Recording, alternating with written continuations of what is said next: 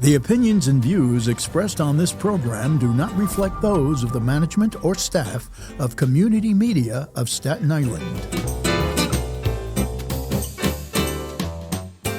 And we're back again, folks, with the good, the bad, the indifferent. I'm Reuben Warren, along with Dave Frankel. And Mike Axelrod. And we're back again to discuss things that just happen to come to us, if people don't already realize that.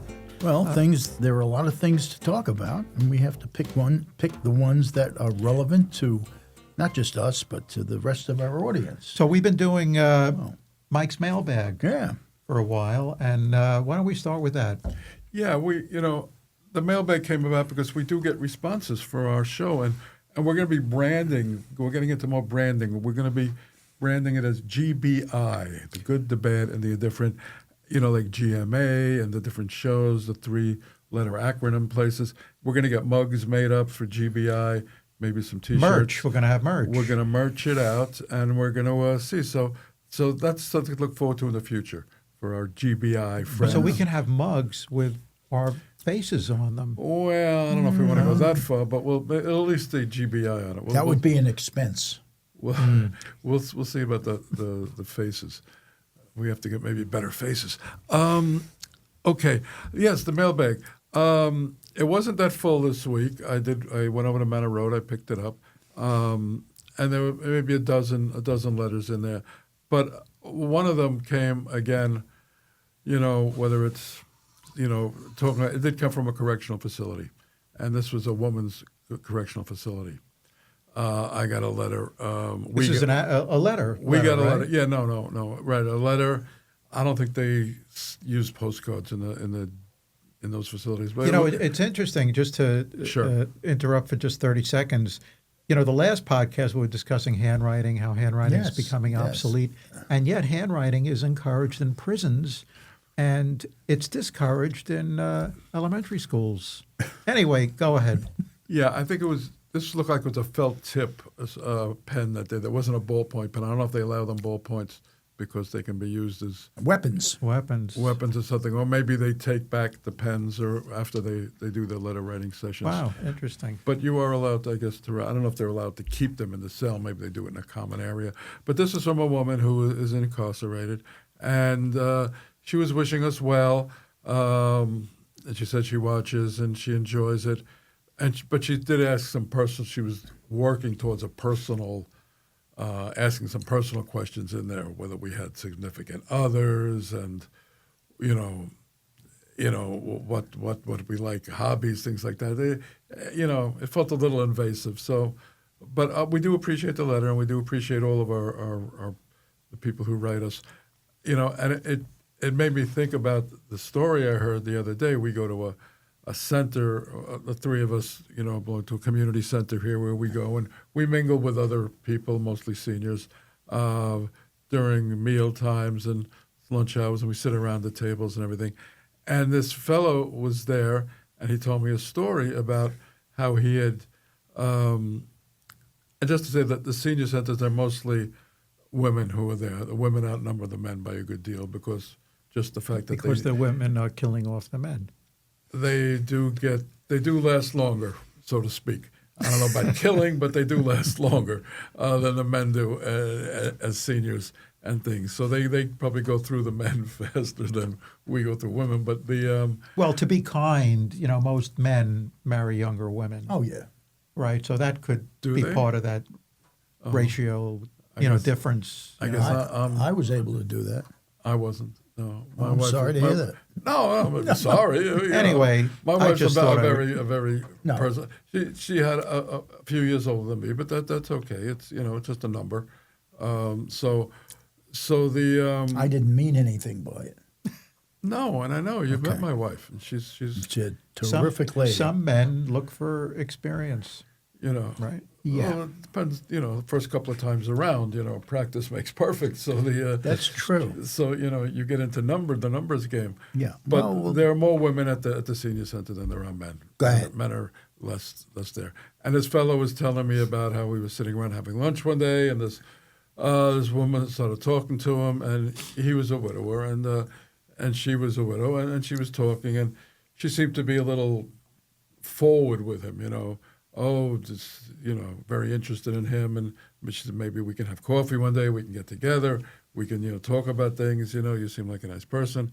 And he told me that they did meet for coffee outside of the J, and they did end up in a sort of, a relationship. I think I know her. No, that's good.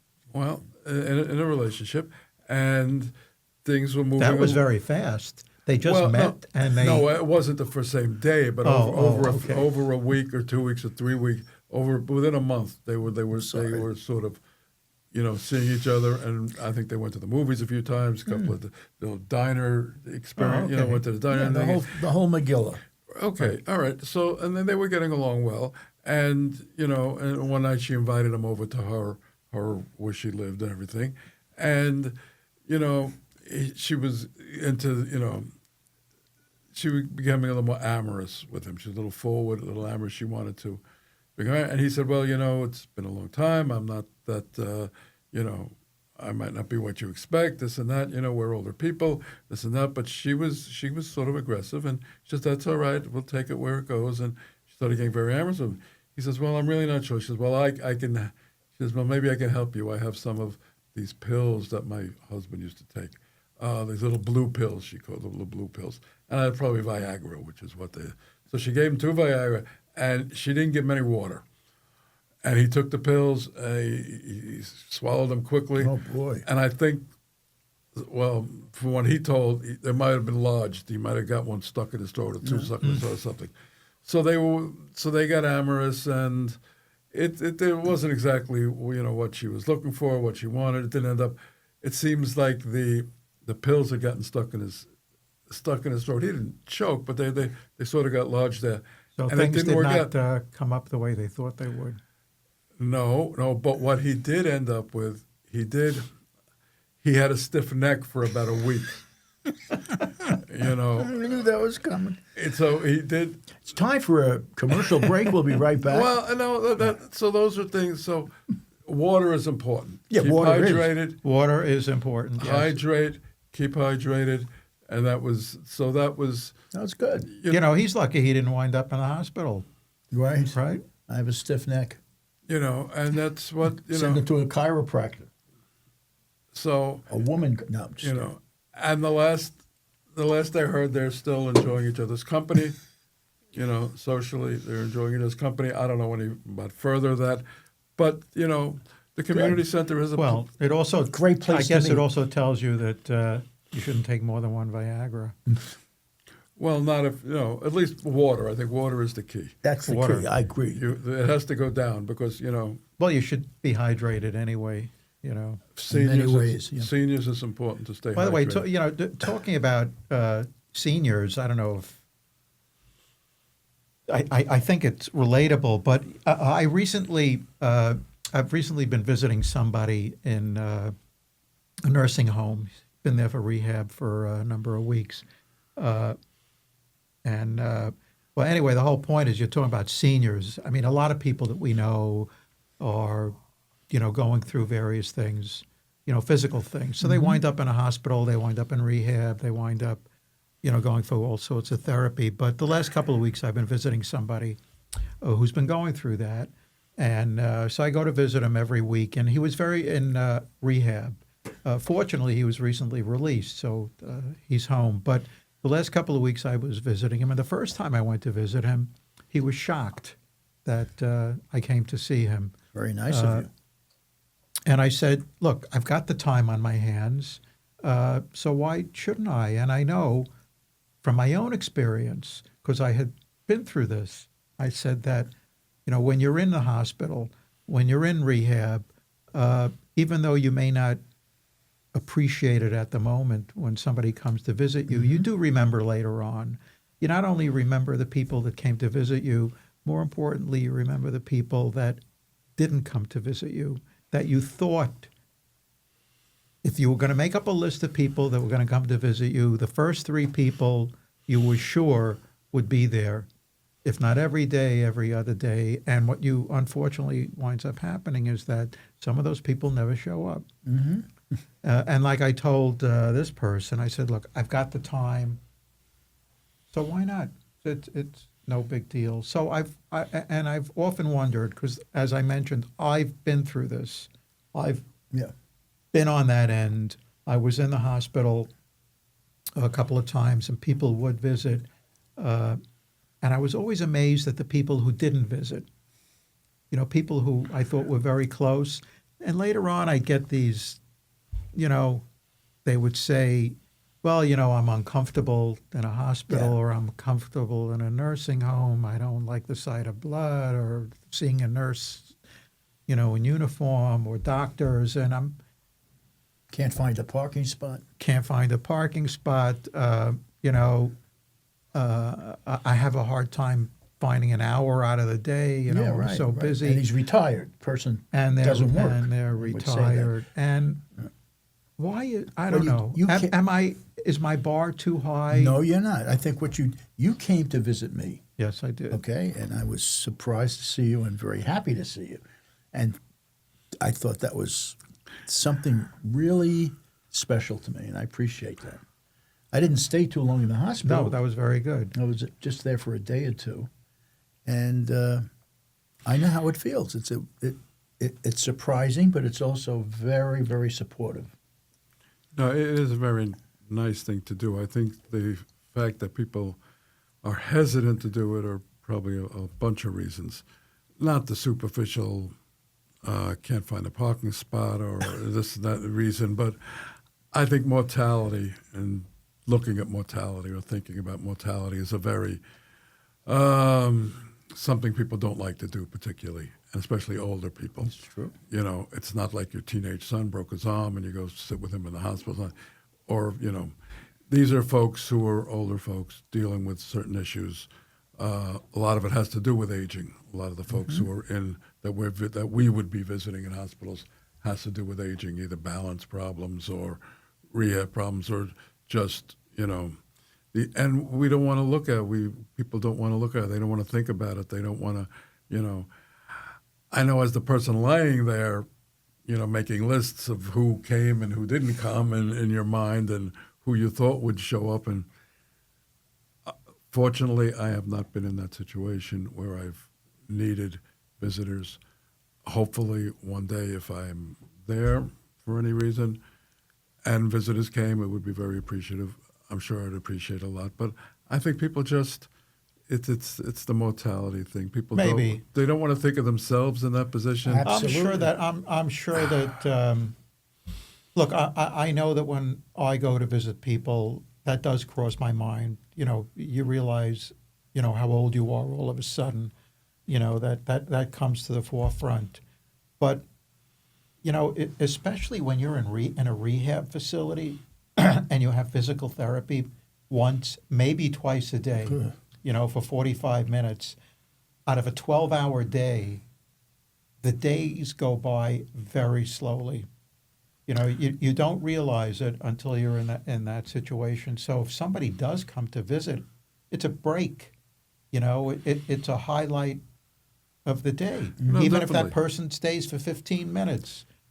Right. I understand that. I had a hip replaced, and I was in the post-surgical unit for 3 days or something, and then I went to the rehab unit in that same hospital. I was there for 10 days for the rehab unit.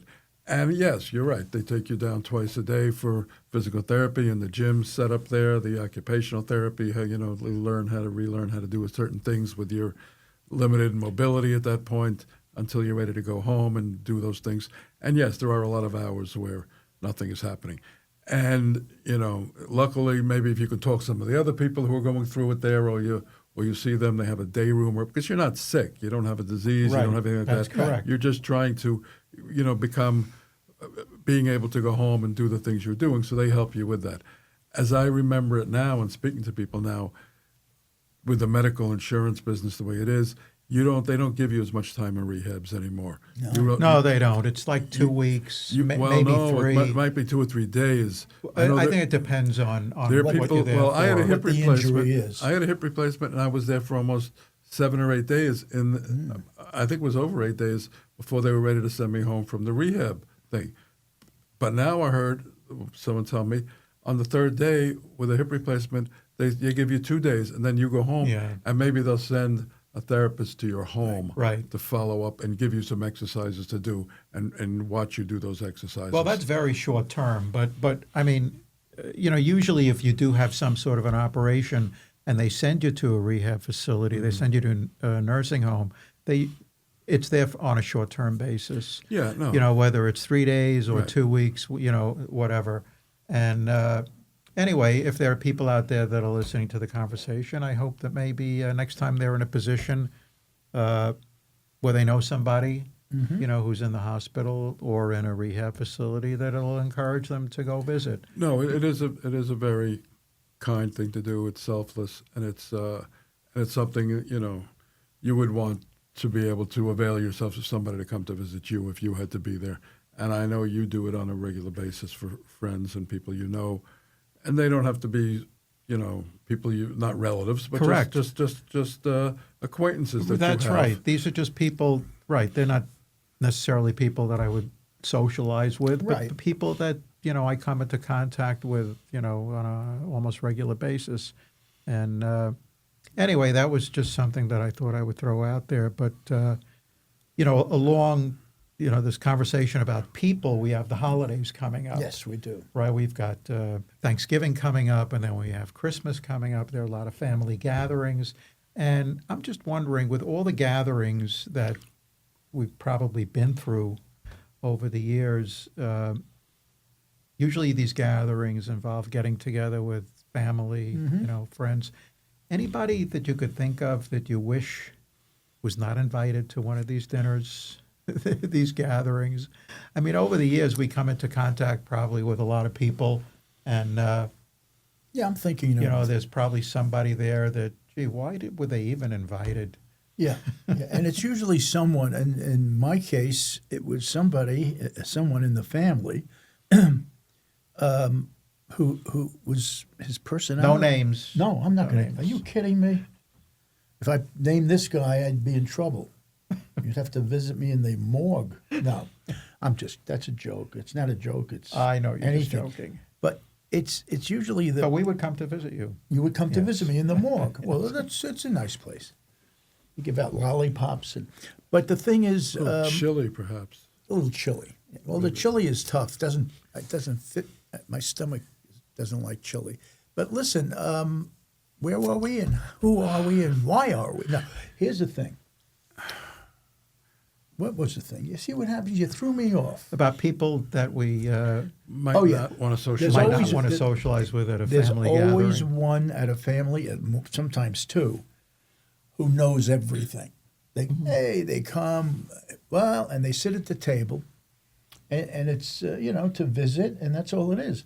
They find they're doing all of the talking. It's about them.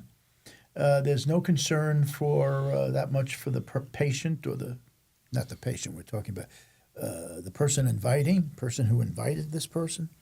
It's about them. The invitor. Yeah, right. And they don't stop, and you want them to go. And when you want to go somebody home, So this they're the last person- ones to leave. Takes over the whole Ah, conversation and has opinions about everything. And Yeah. We call it in Italian a gunza kanaka. I see. That's a mouthful. So That's you a- have. So there is somebody like that, and you're Oh, absolutely. interesting. Not going to mention who. He might be watching this with the people in the prison who. No. Well, there are all types of, familial relationships. There are always folks in your family who you might not be that close with or not want to be around, and but we should be thankful and grateful that we still have folks that we can. Oh, that's true. Because as They're we going. are, not everybody's around who used to be around, and a lot of times, you talk about the people who aren't there more Right. than you talk about the people who are there, and I'm not sure they're always, by this time, this part of our lives, we know everybody pretty well. We know what's coming. We know what the package is like. We know who the people are going to be, and we take them for the good and the bad. There aren't too many surprises. You know that this guy's going to act this way, this woman's going to act that way. You know ahead of You're time. going to have to deal with this. You're going to have to deal with that, and that's part of you don't pick your You can't. You don't pick your parents. You don't pick your family. It's you get who you got. You got it, and that's it. Yeah. And you try not to choke on the food or strangle them or. But we used to have somebody, not so much that we didn't want to invite. We actually would invite him. We had a cousin who my parents would invite every year to Passover, and he would come late, like clockwork. That's right. He would be like an hour late. He would come. He'd bring a bottle of wine, say hello to everybody, sit down at the table, and 20 minutes later, he'd get up and he'd say, "I have to go." After the 4 questions.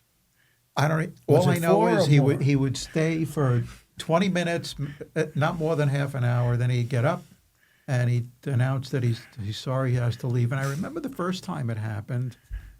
All right, maybe something. He's got another appointment, but this happened every year, That's like that's clockwork. And yet my parents would always invite him, and he would always come. It's not like he didn't show. He would come, come late, bring his bottle of wine. Now the funny thing is that you don't know what he was dealing with either. Right. Their social anxiety is a big Could problem be. too. People who just don't feel comfortable sitting with other people, and they strategize how to do it. They say, "Well, if I go, I'll show up, because I'm just not comfortable sitting there." So it might not have been about you. It might have been more about him not able to. He might I be don't think doing we it. ever took it personally. I think we No. just found it strange. Yeah, it is strange. A very nice fella, very If very nice if it guy. was the first time and you invited him again the next time and Well, he was okay. He was. My parents considered him family, and Yeah. he was a close relative. But it was weird. But now that I'm thinking about it, we had another cousin on the same side of the family who he would be invited to like the big family events, like weddings, other occasions, and he would do something very similar. He would show up to the wedding, right at the beginning for the what do you call it, the cocktail hour and the wedding ceremony. Appetizers. Sit down for the dinner, and then 5 minutes later you'd say, "Gee, where's so and so?"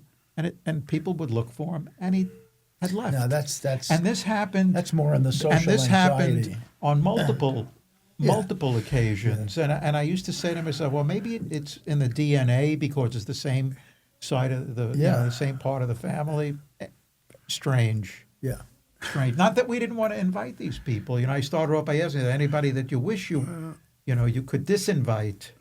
Right, Listen, I've gone to family functions where I really didn't want to go ahead of time. I just didn't. I know I was going to. I think we've but all I been. had to go. I didn't want to. I'd rather I'll go and I'll live through it, but I don't want to hurt anyone's feelings. So No, I felt that way. But usually what happens is that after 1 or 2 drinks, yeah, right. I don't even think about that anymore. Yeah, you loosen up or whatever the term is. That I'm not a drinker particularly, but you can enjoy yourself eventually. But everybody has different personalities, and everybody has deals with different things. The social anxiety or just not feeling comfortable around in groups or things like that. And they can only take so much, and instead of making themselves too obvious or too something, that they work their way out of it. It's like the couple who goes out, with other couples, and they make up before they leave a signal or a sign. Oh yeah. You've been to that. Would be going out with a few couples, and the wife says, "Well, when I do this, or when I do this, it means we got 10 minutes left, and it's time to go. I give you the eye, the side eye, whatever. Let's get out of here already, whatever." But they make up their own signs, and I'm sure you Absolutely. By the way, I used to hate, not hate, but I used to dislike having to get dressed up, for these From the for day those one. kind of events, putting on a suit or Ugh, I whatever. hated it. And yet today, what I noticed? We were at a big event not long ago, and it was black tie, a black tie event. There was several hundred people at this dinner. There were men though that came, like they just came off a golf course. Schleppers. Yeah. really. Yeah, I mean, you don't find that. You go to weddings these I couldn't days, do it. and If it was and black- people come casual. I mean, even if it's not black tie, you wear a suit and a tie or a sport jacket and a tie. I always ask friends if there's a special something. You gonna wear a jacket? You gonna wear? I do it very innocently or casually. I mean, in a way that they don't feel pressure. Oh no, I'm not going to wear a jacket. I always would check in with someone. Well, that's the dress code Right. thing is, I don't know. I always consider like an older thing from the 50s, 60s, whatever. That some restaurants, when you went to a restaurant and remember that? If you didn't, and they would give you a jacket. Yeah, they had a row of jackets there, plaid or whatever, so you had to wear the jacket. They were ugly. Or you I needed a forgot. tie. You're right. I and remember that. Yeah, they'd they would give give you you a tie, or you'd have to wear one of their jackets, the house jacket. Yeah, or today, something. you know what the sign says on the door? No bathing suits allowed. No flip flops or right. No flip flops and no bathing suits. But there are still places with who, they have dress codes or something, and Long Island, I had an uncle belonged to a beautiful place, and we would be invited, and that was the case. You had to wear a jacket and tie on weekends. If it's during the week, forget the tie. And we would always be invited on weekends. So I know about that. The dress code is interesting. Yeah, right. Well, it's that time of the show where We sing a song, or Mrs. Murphy. yeah, Mrs. Murphy again. Yeah, It's Mrs. Murphy time. So I'm going to go to her, this yeah. book that she gave me about, phrases, idioms that we're all accustomed to hearing, but we have no clue, and maybe we don't care, where they came from. But this one is the origin of Peeping Tom. This is Which we all have a Tom in our lives, and this is about Peeping Tom. So this is an interesting one because it was first used in the 18th century, but refers to the medieval legend of Lady Godiva, dating back to the 13th century. According to the story, Godiva rode naked through the streets of Coventry to protest against the oppressive taxation imposed by her husband, Leofric, Earl of Mercia. Leofric had dared her to do this and promised he'd reduce the levy if she did. While in the original tale nothing more happened except that the people enjoyed lower taxes, 18th century storytellers embellished it. In the new telling of the story, the townsfolk respected her wish for privacy as Lady Godiva rode through the streets by staying indoors with doors shuttered and closed. However, Tom the tailor succumbed to curiosity and peered at Lady Godiva through a window. This Peeping Tom then was blinded either through divine punishment or from angry neighbors. Isn't that's Who would know that? The story of Peeping Tom. Just make sure that next time you go to your tailor, he's not a Tom, No. Yeah. or a Dick or a Harry. So they took his sight from him? They took his sight. See Oh my that? gosh. Because Anyway, Just because he looked, that's not. that's it. Well, it was medieval times. Yeah, I guess medieval times. So don't go visit medieval times. No, that's something I wasn't planning with to that, over and out till next time, folks. do. Yes, enjoy the holidays and stay well.